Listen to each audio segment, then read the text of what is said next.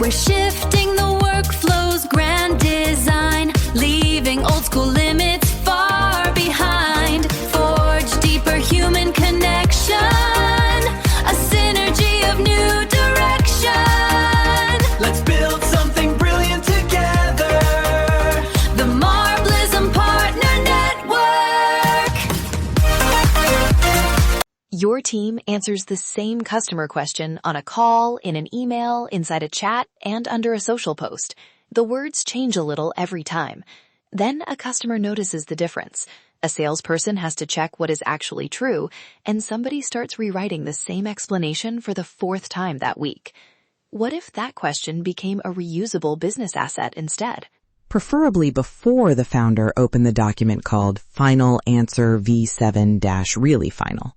That document usually appears 5 minutes before a sales call. And that is the opportunity. A recurring customer question can become a clearer website answer, a better sales conversation, a useful social post, and a more consistent internal process. Welcome to Marblism Partner Network, the show that helps entrepreneurs, creators, consultants, and small business owners use Marblism AI agents in real business situations. I'm Eva Marble, and today I'm joined by Rachel, Stan, Linda, Eva Executive Assistant, Penny, and Sunny. We are going to follow one question from the first customer contact all the way through the system. Thanks for having me. And the first point matters because the question often arrives before anyone thinks of it as content. It comes in as, can you explain what happens after I sign? Or how much time will this take from my team? I hear the concern first. My job is to make sure it does not disappear into a general inbox. Right. Customers are not interrupting the business with random noise. They are pointing at the places where confidence is missing. That's the part teams miss. If the same question keeps coming up, it is probably connected to a decision. Buy, book, sign, reply, or wait. So how do we choose one question without creating a giant question warehouse that nobody opens? Start with frequency and consequence.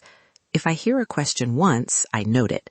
If I hear it every day and it changes whether someone books, I flag it. I also capture the customer's wording, because how long does it take and how much of my team's time will this require may sound similar, but they reveal different worries. I like the consequence test. I would add buying friction. What question keeps showing up right before a prospect goes quiet? Yes, but do not turn every quiet prospect into a content strategy. Sometimes they just needed a reply. Fair. I am not saying every unanswered email deserves an article. I'm saying the repeated question deserves investigation. And the investigation should end in a specific answer, not a vague brand statement. We agree more than we disagree. That is useful friction. The concern can be broad, but the source answer needs boundaries. Let's use one example. A small consulting firm keeps hearing, how much time will my team need to spend during the project? It affects confidence, scheduling, and whether the client believes the project is realistic. When that question comes in, I would capture the exact wording, the type of customer asking, and what they were trying to do next. Were they deciding whether to book? Were they already reviewing a proposal? Were they asking because an earlier project overwhelmed their team?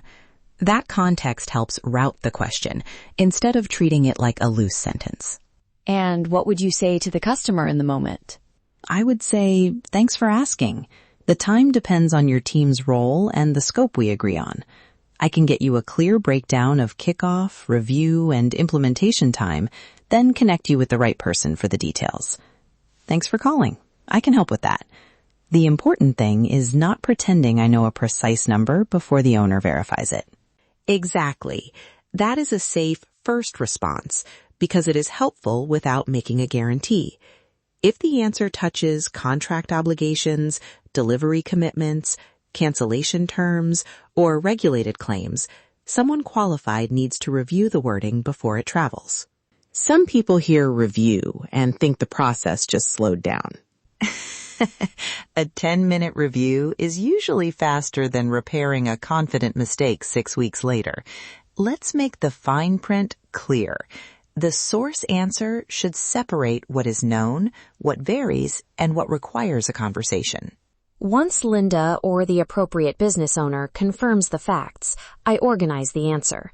I create a short internal reference with the approved wording, the question it answers, the owner, the review date, supporting details, and the escalation rule.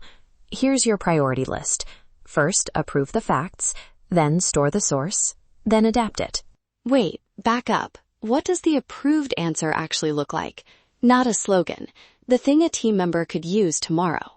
For this example, it might say, most clients should plan for a 90-minute kickoff, a short weekly review, and additional time that depends on how much implementation your team owns. We confirm the exact rhythm during scoping. The numbers are illustrative, so the firm must verify them. The structure is what matters.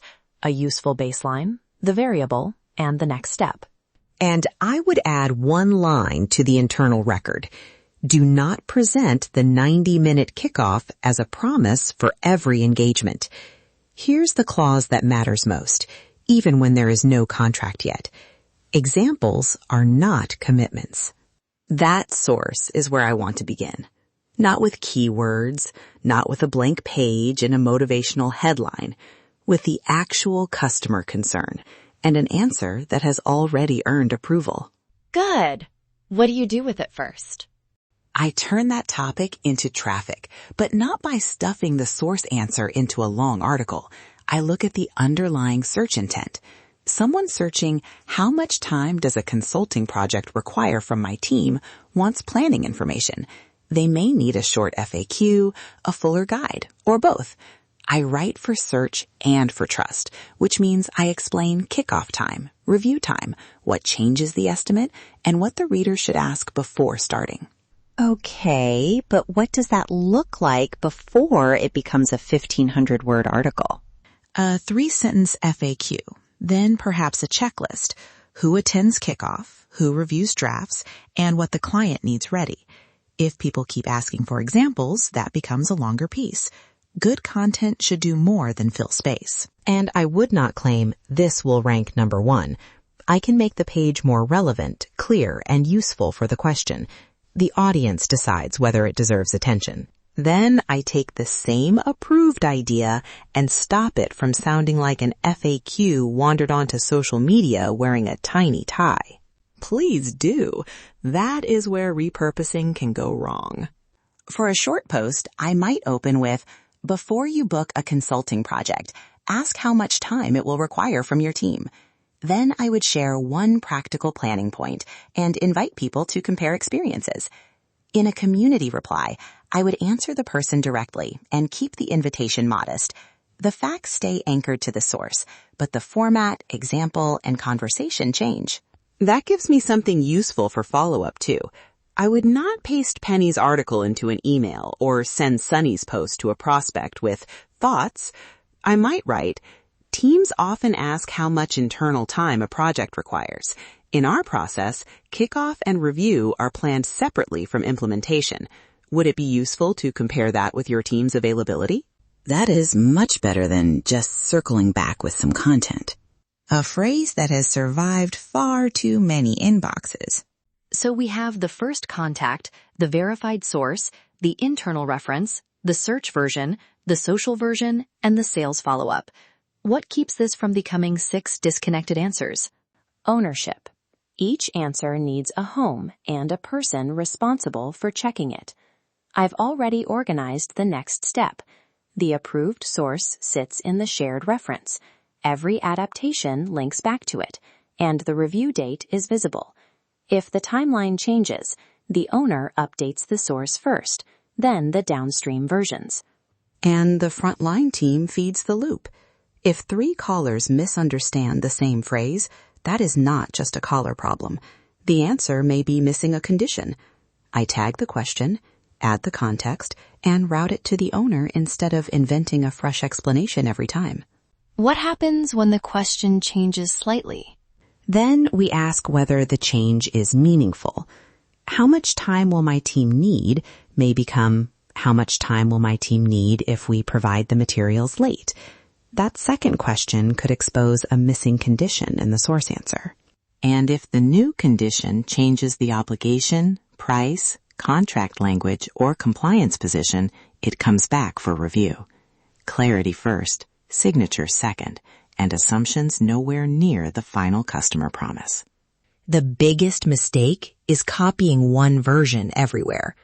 A website page can explain, a sales note can start a conversation, a social post can make the issue visible.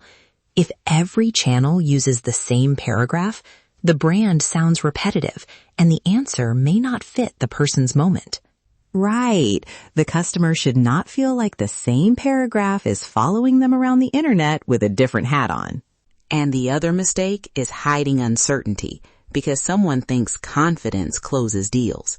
It usually creates a worse conversation later. A qualified answer gives the prospect something real to react to. Exactly. This depends on your current setup is not weak language when the setup genuinely matters. It is honest language. The danger is allowing an agent to smooth away the qualification until a variable sounds like a guarantee. That is the human judgment point. The agents can capture, organize, draft, adapt, and route. They should not decide that an uncertain claim is now certain because certainty sounds nicer. I've got the follow-up covered, but not the final authority. The owner still decides whether the answer is accurate, current, and appropriate for the audience. My role is to make the decision visible and make the next task easier. Let me test the whole flow. Rachel hears the question and records the customer's wording. Linda, or the right owner, checks the claims and boundaries. Isa, executive assistant, stores the approved source with an owner and review date. Penny creates a useful search answer. Sunny adapts the idea for a real social conversation. Stan uses the relevant part in follow-up. Then the next customer interaction tells us whether the answer needs improvement. I write for search and for trust. That means the answer earns its way into more places because it is useful, not because the business forced one message into every channel.